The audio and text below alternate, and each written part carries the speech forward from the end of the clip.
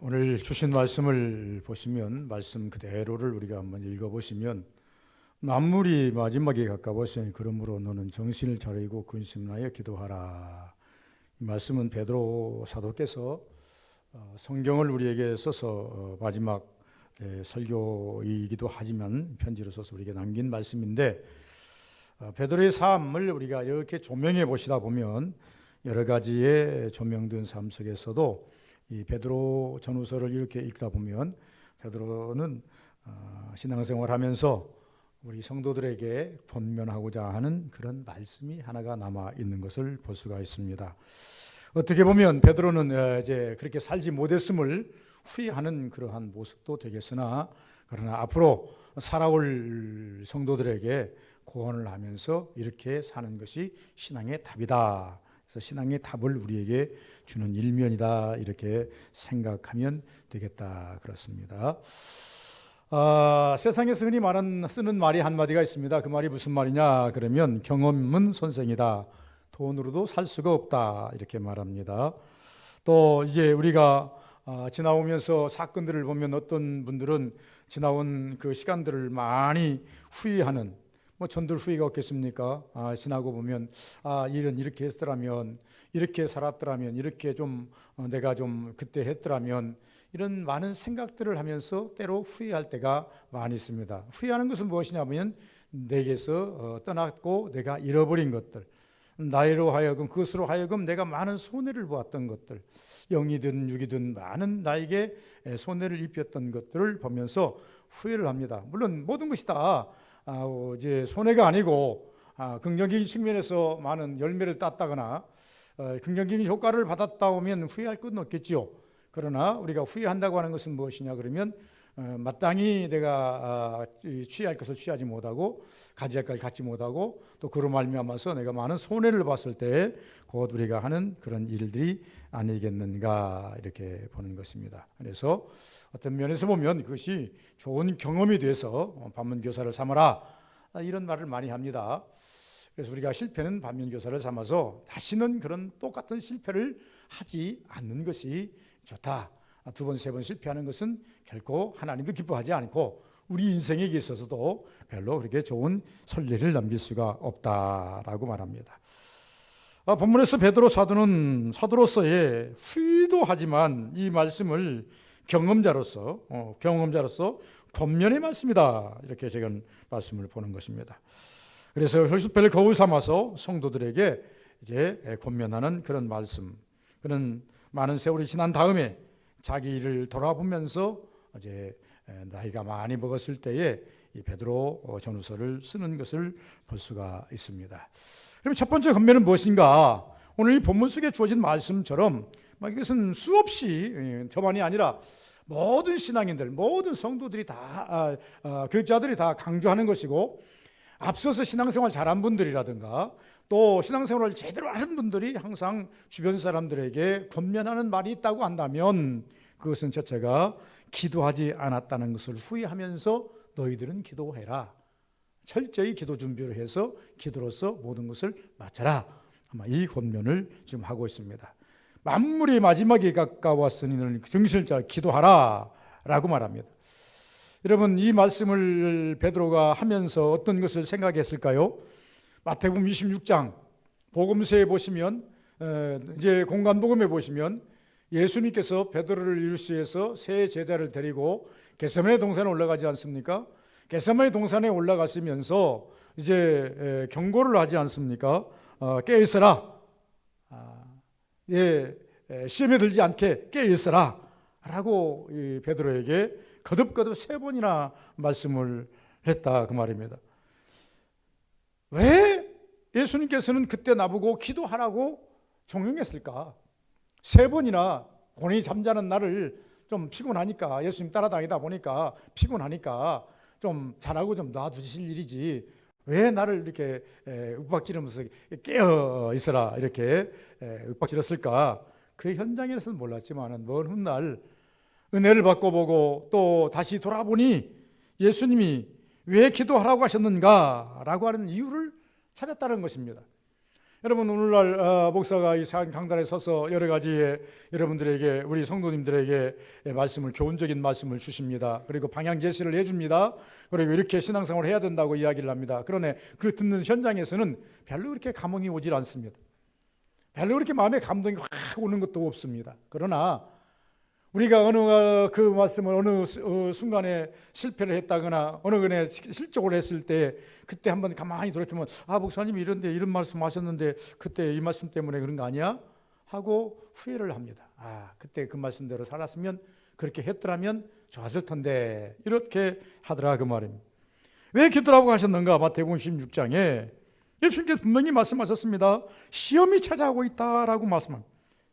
무서운 칼이 다가오겠다라고 하는 것을 베드로에게 이렇게, 칼까지는 이야기하지 않았지만은, 너 지금 시험에 들지 않게, 너를 위해서 어떤 지금 어려움이 오겠는지 너 아느냐? 빨리 기도하라 라고 말씀.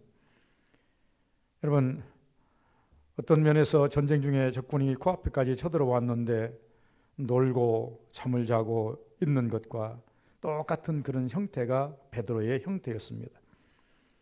즉, 힘을 쌓고 힘을 기르고 싸울 준비를 하라는 것입니다. 이것은 신앙인들에게 있어서 이건 기도로서 이루어 간다라고 말합니다.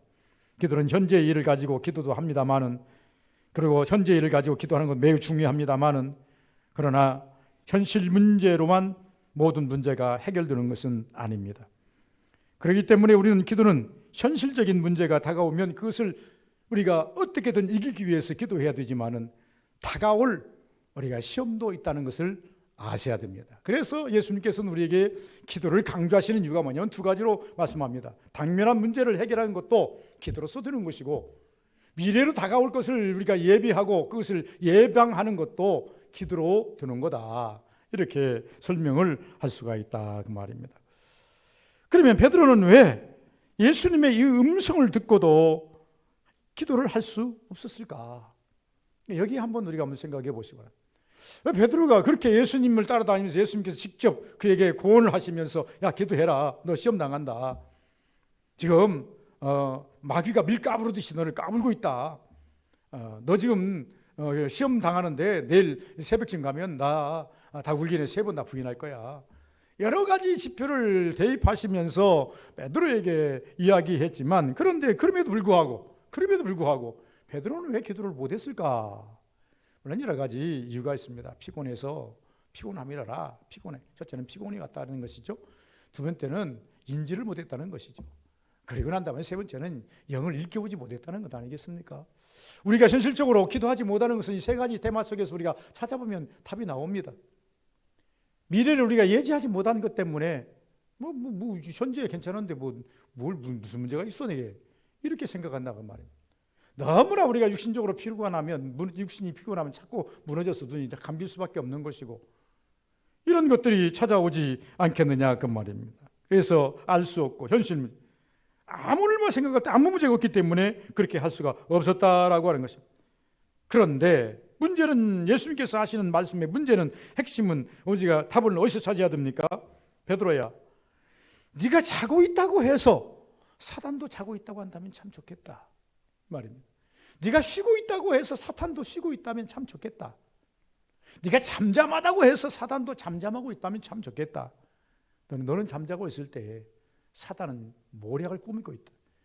네가 지금 피곤하다고 지금 이 기도를, 이 신간을 놓치고 있을 때에 사단은 괴력을 꾸미고 있다.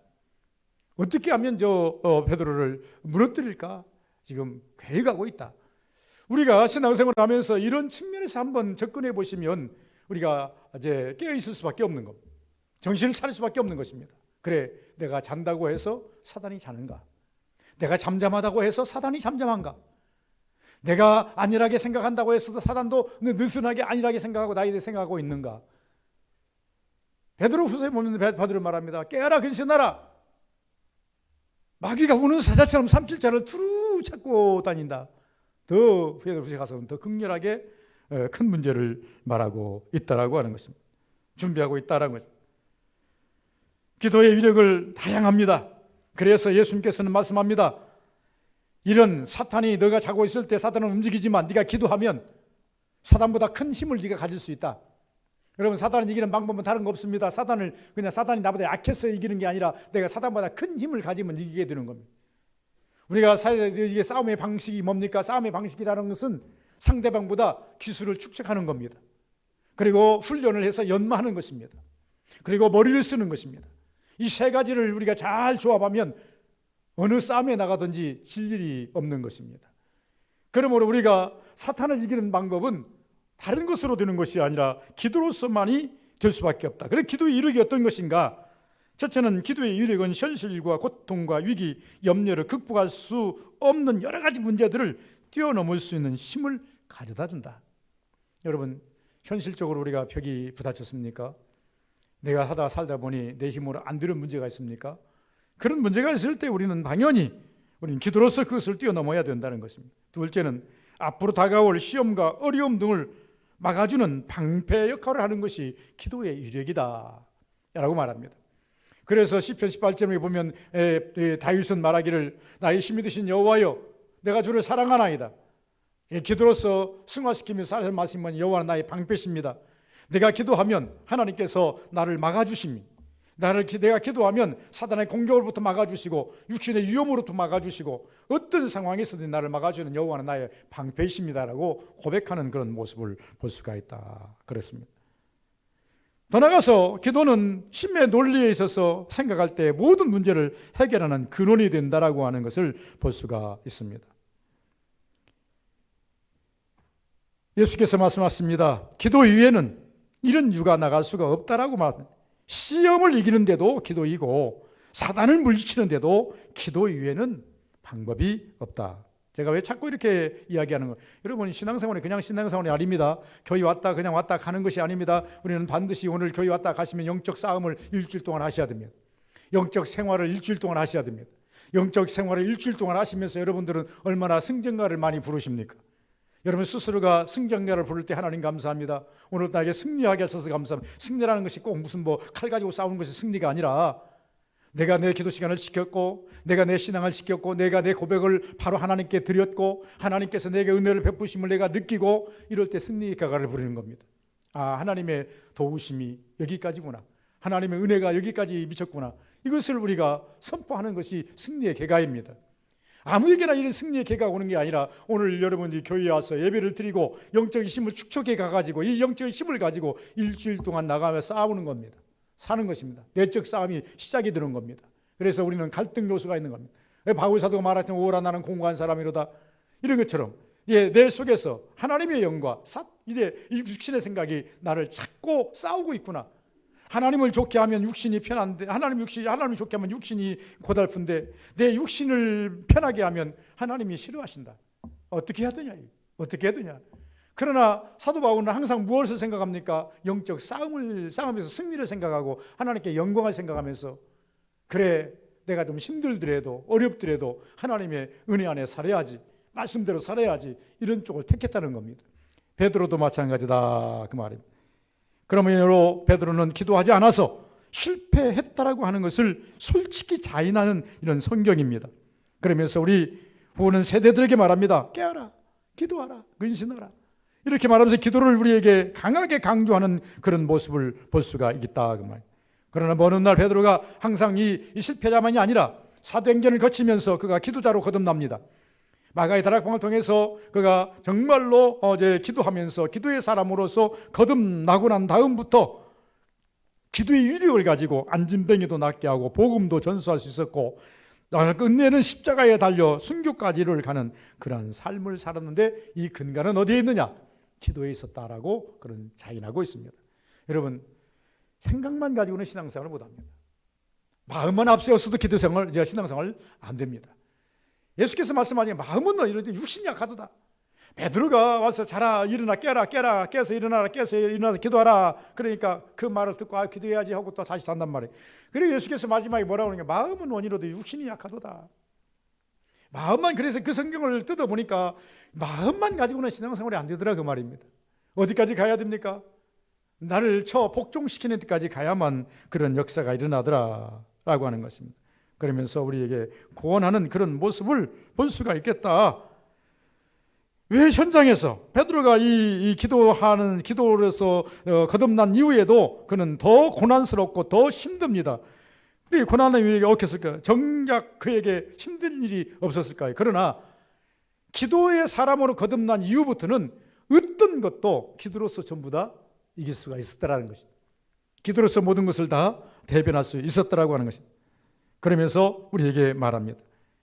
기도를 하라고 하는 것을 다시 우리에게 권면하는 것을 볼 수가 있다, 그 말입니다. 두 번째 권면은 정신을 차리지 못했다라고 하는 것을 후회하면서 우리가 정신 차리라고. 신앙생활은 정신을 차려야 되는 거다. 항상 코람되고 신앙을 가져야 되는 거다. 내 마음에, 내 심령에 하나님 사상, 예수 그리스도의 심장을 가지고 살아야 된다. 그래야 실패하지 않는다. 예수의 심장을 가진 사람은 사탄이 함부로 대하지 못한다. 그러나 가슴에 십자가가 있는 사람은 함부로 대하지 못한다. 그러나 무늬만 성도이고 가슴에 십자가가 없는 성도들은 이 사탄은 만만히 본다.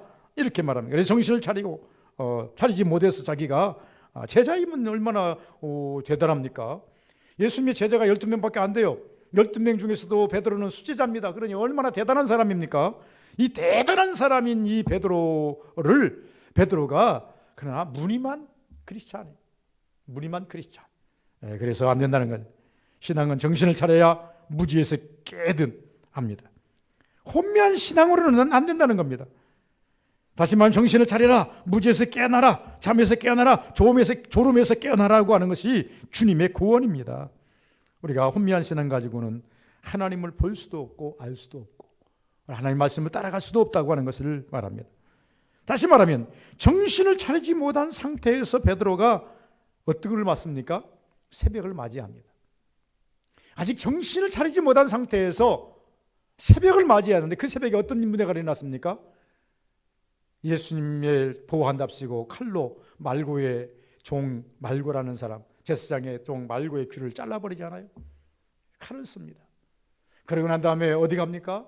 갈바에뜰에 가가지고 나는 예수 모른다고 세 번 부인해버리잖아요. 지금 아직 깨어나지도 못한 상태에서 그냥 어떤 상황인지도 모르고 당하고 난 다음에 닭이 꼭 끼어오니까 그때서야 정신이 확 일어나가지고 정신을 확 차려버리고 나니까 이미 자기는 시험에 빠져버린 거예요. 이미 더 이상 헤어날 수 없는 그런 죄인이 되고 말아버린 거예요. 우리는 가끔씩 이런 경험들을 가끔씩 할 때가 있을 것이다가 아는 거예요.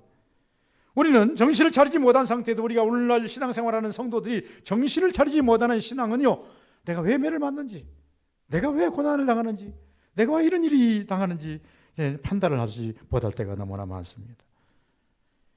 그래서 하나님이 주시는 매인지 사탄이 내게 주는 화인지 그걸 분간을 할 수가 없는 것입니다.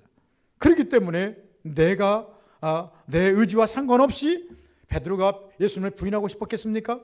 분명히 그날 전날 밤에 말했습니다. 나는 다른 사람 다 버릴지라도 나만큼은 예수님을 절대 버리지 않겠나이다. 내 목숨을 들여서 예수님 보호하겠나이다. 장담한 사람 아닙니까? 그런데 결과론적으로는 어떤 걸 또 왔습니까? 예수님을 부인하지 않아요. 그 말씀을 우리가 뒤집어 본다고 한다면 베드로가 예수님을 부인하고 싶었겠느냐 그 말입니다. 그러나 현실은 부인하고 말았더라 그 말입니다. 여러분들이 신앙생활하면서 잘하고 싶은 것이 우리의 마음 아니겠어요? 저도 목회하면서 잘하고 싶은 것이 제 마음 아니겠습니까? 그런데 현실은 항상 뻥뻥 떨어져요. 왜 떨어질까요?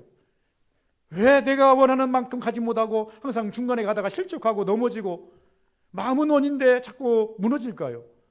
그것은 한마디로 말해서 혼미한 신앙, 정신을 차리지 아직 못한 신앙, 극직시하지 못한 신앙, 이런 것이 아니겠는가 이렇게 생각하는 것입니다. 겟세마네 동산에서 예수께서 분명히 말씀하셨지 않습니까? 예수님께서 내가 깨어라 근신하라, 그런데 그 말이 무슨 말을 하는 것인지, 유대 로마와 유대 백령들이 예수님을 잡으러 왔을 때 예수님이 왜 잡혀가는지 그는 아무것도 알지 못했습니다. 그래서 자기의 혈기를 앞세우고 혹은 자기 살기 위해서 그냥 예수님을 부인하는 데까지는 갔습니다마는 예수님을 보호하는 데까지는 가지 못하고 자기 신앙을 보호하는 데까지는 가지 못했다라고 하는 것을 말씀하고 있습니다. 여러분, 오늘 이 본문 속에서 주시는 말씀이 베드로가 뭐라고 합니까? 깨어라 근신하라 깨어라 너희 대적마귀가 앞에 어디 이제 5장 18절에 보면 깨어라 근신하라 너희 대적마귀가 어떻게 한다? 이제 5장 8절에 보면 이렇게 말합니다. 깨어라 근신하라 근신하라 너희 대적마귀가 우는 사자같이 삼킬 자를 주 찾고 있나니. 참 이 말씀을 생각하면서 이 말씀을 읽을 때마다 정신이 확탁 듭니다. 그래 우리는 참 신앙생활 믿음생활을 한다고 하면서 하루를 시작하죠. 일어나면 모두가 다 하나님을 향하여 입을 열 줄 압니다. 하나님 하고 기도 부르든지 주여 하고 부르짖든지 오늘 하루가 내가 다시 생명을 우리는 일상이 그렇게 배웠고 그렇게 해오고 그것이 답이라고 생각합니다. 아침에 일어나면 하나님 지난밤 나를 지켜주셨으므로 오늘도 내가 기식했나이다.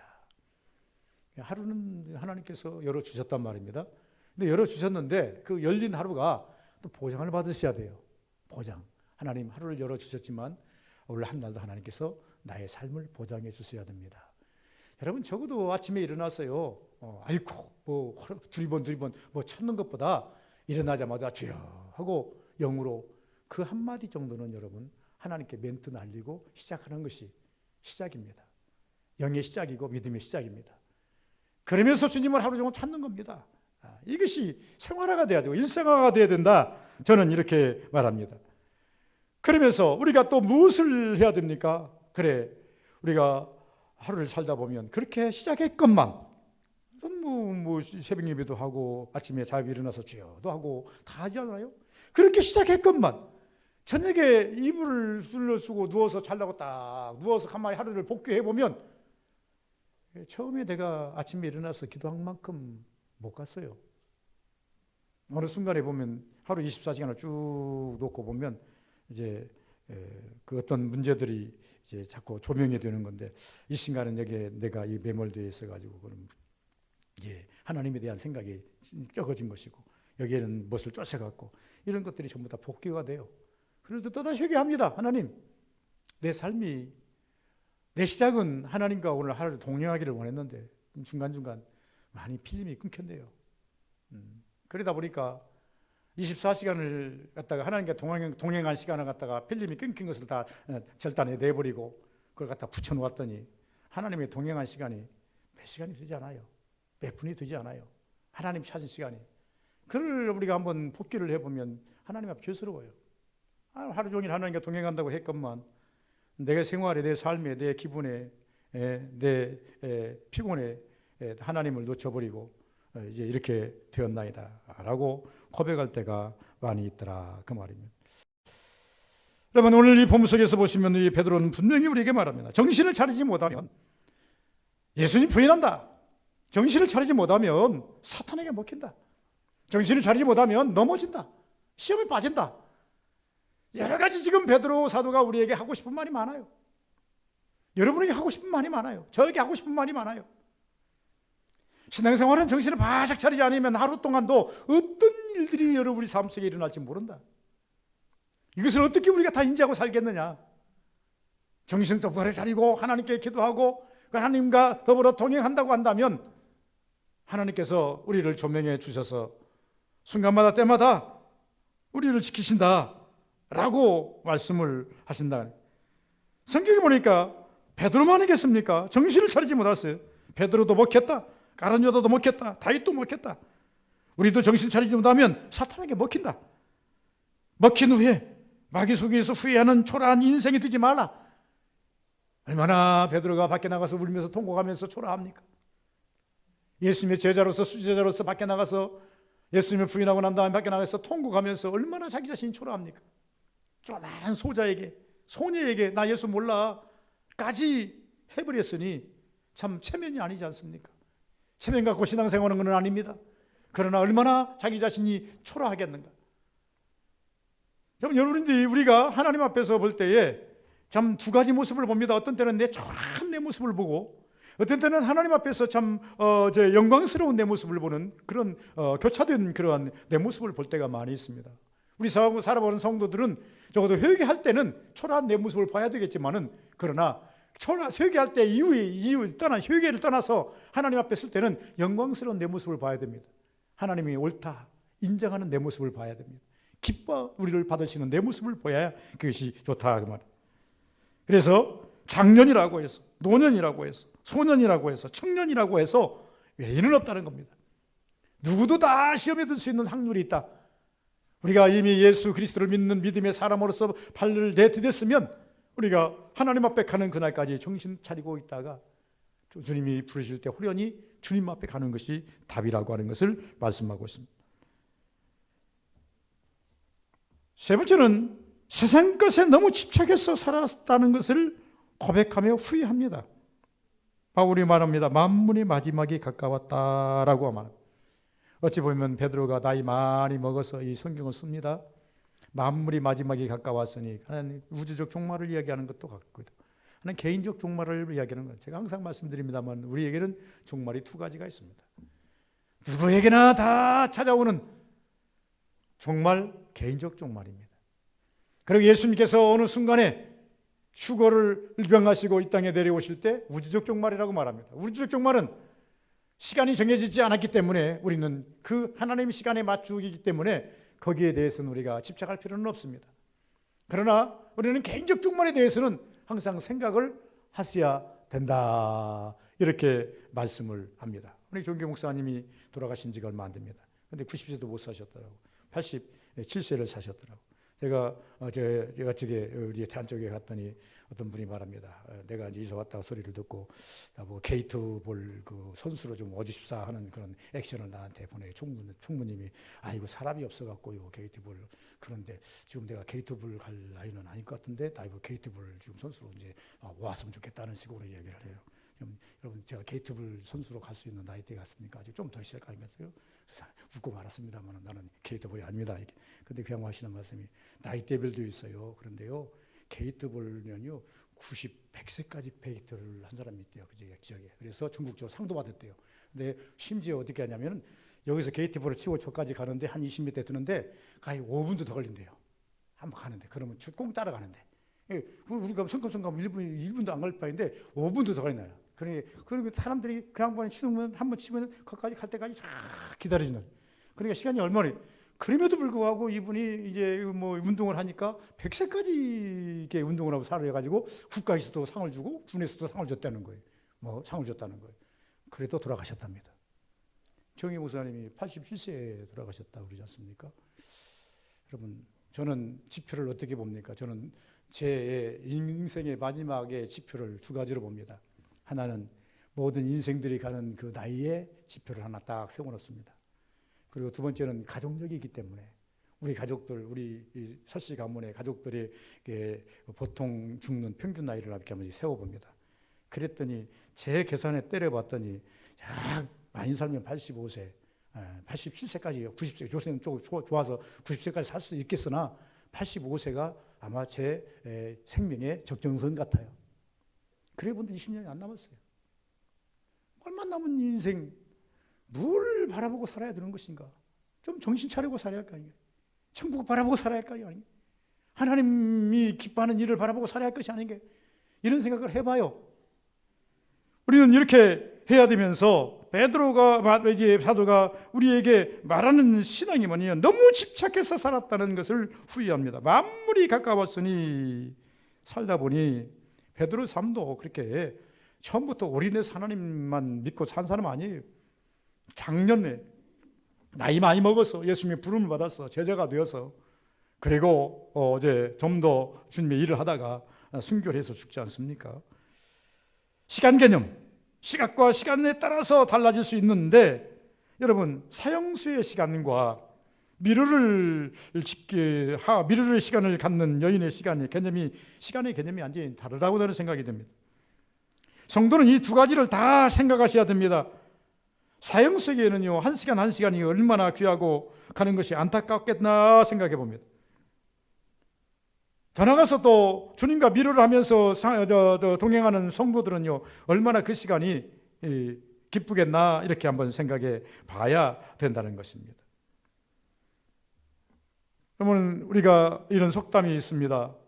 배가 너무 부른 새는 날아가지 못한다는 속담이 있습니다. 이 속담에 견주어서 우리 설교자들은 이렇게 말합니다. 세상 욕망이 너무 많은 사람은 주님을 향해 날아가지 못하고 만다. 베드로는 주님의 것이 아닌 세상의 것, 집착한 일에 대해서 후회를 합니다. 베드로의 세상 것이 무엇입니까? 주님과 함께 있을 때에 그들은 어떤 생각을 했습니까? 예루살렘에 예수님이 올라가서 왕이 되면 적어도 우정승 좌정승 좋은 자리 하나는 좀 내게 오겠지라고 하는 그런 생각을 가졌던 사람 아니겠습니까? 그러지만 예수님이 십자가에 못 박아 죽어버리니 베드로는 말하기를 나는 갈릴리로 다시 돌아가야 되겠다. 내 꿈이 깨졌다. 내가 원하는 그 바람이 깨졌다. 내가 예수님 따라다닌 것은 내가 예수님이 예루살렘에 올라가서 왕이 되면 한 자리 차지하려고 했는데 예수님이 죽어버렸으니 이제는 내 소망이 깨졌다. 그러니 내가 갈릴리로 다시 고기 잡으러 가야 되겠다. 그러니까 자기만 간 것이 아니라 자기와 같이 있는 동료들을 다 데리고 어디로 가버립니까? 갈릴리 바다로 다시 돌아가 버립니다. 배도적인 것이죠. 어느 날 은혜를 받고 나니까 이것마저도 하나님 앞에 죄스러운 겁니다. 여러분 아무것도 아닌 것 같지만, 여러분 행동 하나가 어느 하나가 아무것도 아닌 것 같지만, 여러분이 은혜 받고 보면요 얼마나 하나님 앞에 죄스러운지 몰라요. 내가 왜 그때 이런 말을 했어야 될까? 내가 왜 이런 행동을 했어야 될까? 내가 왜 이렇게 살아야 됐을까? 은혜 받기 전에는 이것이 정당성이 있고 그것이 옳은 줄 아는데, 그런데 은혜 받고 보면 하나님 앞에 죄스러운 거예요. 하나님께 미안한 거예요. 죄스러운 거예요. 자기가 후회스러운 거예요. 그래서 베드로는 먼 훗날 말합니다. 우리가 말하기를 뭐라고 말하는 거니까 하니까 너희들은 내가 너무나 세상에 집착해서 살았다는 것이 후회스럽다. 이렇게 말을 하고 있다 그 말입니다. 여러분 한 가지 예를 들면 사람들이 다람쥐 공원에 같은 경우는 다람쥐를 잡는데요. 다람쥐가 참 사람하고 좀 친합니다. 들쥐 같은 것은 사람을 숨어버리는데 다람쥐는요 사람이 가면 옆에까지 왔다가 이제 버리고 탁 올라가고 그렇습니다. 아마 재주가 좋아서 그런지는 몰라요. 나무도 잘 올라가고 잘 자라나고 하기 때문에 그런지도 몰라요. 그런데 이 다람쥐를 잡는 방법이 어떤 방법인지 아십니까?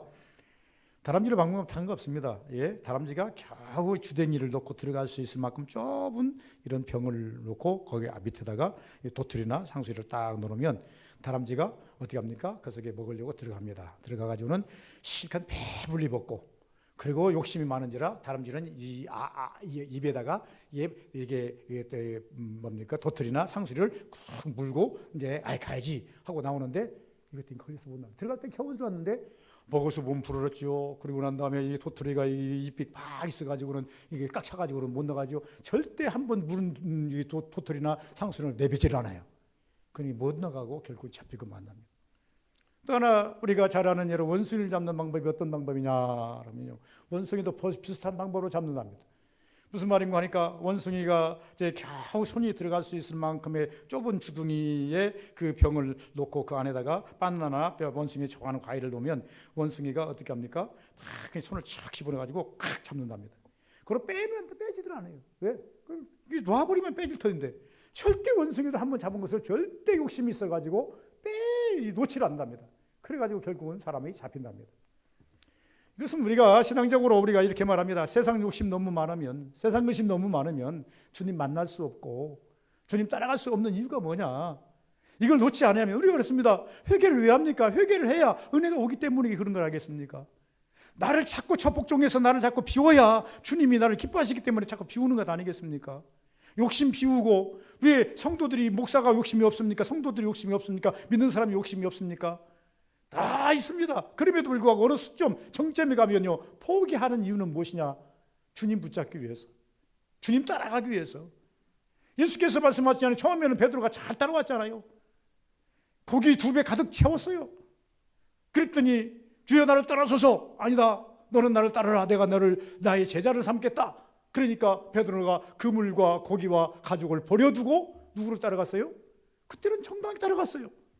다 버리니까 어떻게 해요? 따라갔잖아요. 따라갈 수 있었잖아요. 어느 날 예수님에게 어떤 청년이 왔습니다. 예수님께 말합니다. 나를 따라라, 내가 네 제자 삼아야 되겠다. 그러니까 이 청년이 말합니다. 선생님, 내가 선생님 따라가겠습니다마는 지금 우리 집에 우리 어머니가 우리 부모가 죽었다고 하니 장사하고 따라가겠나이다. 예수께서 뭐라고 그러셨어요? 죽은 자들은 죽은 자들로 말미암아 장사하게 하고 너는 나를 따르라. 어떻게 보면 예수님께서는 좀 혹독한 말씀이에요. 아니 인지적으로, 인간적으로 부모의 장사를 하고 따라가겠다는데 그 텀을 기다려주지 못하고 죽은 자는 죽은 자로 장사하게 하고 너는 나를 따라라. 이것은 영적인 의미입니다. 세상 거 포기하지 아니하면, 네 귀한 거 포기하지 아니하면 나 따라올 수가 없다. 베드로는 분명히 처음에 예수님 따라갈 때는요 다 포기했어요. 그 잡고 싶었던 고기 다 포기하고 배도 포기하고 그물도 놔버리고 가죽까지도 뒤로 해버리고 예수님 따라가니까 제자가 됐지 않습니까? 그런데 어느 순간에 또 욕심이 생기기 시작했어요. 자정승 우정승부터 시작해가지고 자기가 제일 수제자로서 여러 가지 욕심들이 생기기 시작하니까 세상 근심으로 다 가득 차워지니까 되지를 않더라 그 말이에요. 다람쥐가 이제 그걸 자기 것을 버리지 않는 이상 구멍에서 나올 수 없는 것처럼 이제 원숭이가 손을 넣어서 뺄 때 도저히 그것을 놓지 않는 이상 이제 잡히고 마는 것처럼 우리는 세상 욕심에, 우리는 세상 근심에 사로잡혀서 어둠에 유린당하는 일들이 너무나 많이 있다는 것을 말합니다. 베드로는 이것을 우리에게 말합니다. 이것을 다 상쇄하지 아니하고는 주님의 제자가 될 수가 없다. 천국 가기에도 힘들다. 그러니 너희는 깨어나 근신하여 기도하라. 그것이 답이다. 그러면서 5장에 가서는 우는 사자같이, 마귀가 우는 사자처럼 삼킬 자를 두루 찾고 있다. 내가 왜 깨어나고 한 줄 아느냐, 왜 근신하라고 한 줄 아느냐, 왜 기도하라고 한 줄 아느냐. 영적으로 영의 눈을 떠서 봐라. 사탄이 너를 향해서 어떤 괴력을 가지고 있는지, 모략을 하고 있는지, 어떤 무기를 준비하고 있는지 알 수 없은 바, 이것을 너는 제해야 된다라고 하는 것입니다. 사도행전에 말씀하는 예수님 말씀 우리가 잘 들어야 됩니다. 세상 근심이 우리를 참으면 안 된다는 것을 설명을 했던 것을 볼 수 있습니다.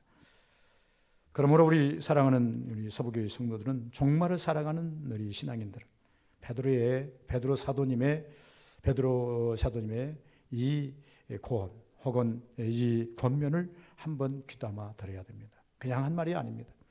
베드로 전서를 읽다 보면요, 베드로는 철저하게 자기의 그 실패를 거울 삼아서 다시는 너희들이 실패하지 않게, 이 실패는 항상 뭐가 영적인 것이더라. 결론이 영적인 것이더라. 영적인 것에는 이면에는 주님이 계시지만 반면에는 사단이 있더라. 이것을 생각해라. 신앙생활은 그냥 신앙생활이 아닙니다. 여러분, 오늘 여기 오셔서 주님을 바라봅니까? 이면입니다. 이면에는 지금 주님이 계십니다. 이 안에는 주님이 계시고 주님을 바라보고 있습니다. 그러나 전면에는, 뒷면에는 사탄은 여러분을, 예배하는 여러분을 바라보면서 어떻게 공략할고, 어떻게 신앙생활을 하고 시킬고, 어떻게 신앙생활을 자꾸 뒤로 후퇴하게 만들고 중상하고 모략하고 괴를 가지고 있습니다. 이것을 알았던 주님은 베드로에게 말합니다. 깨어라. 시험에 들지 않도록 깨어있어라.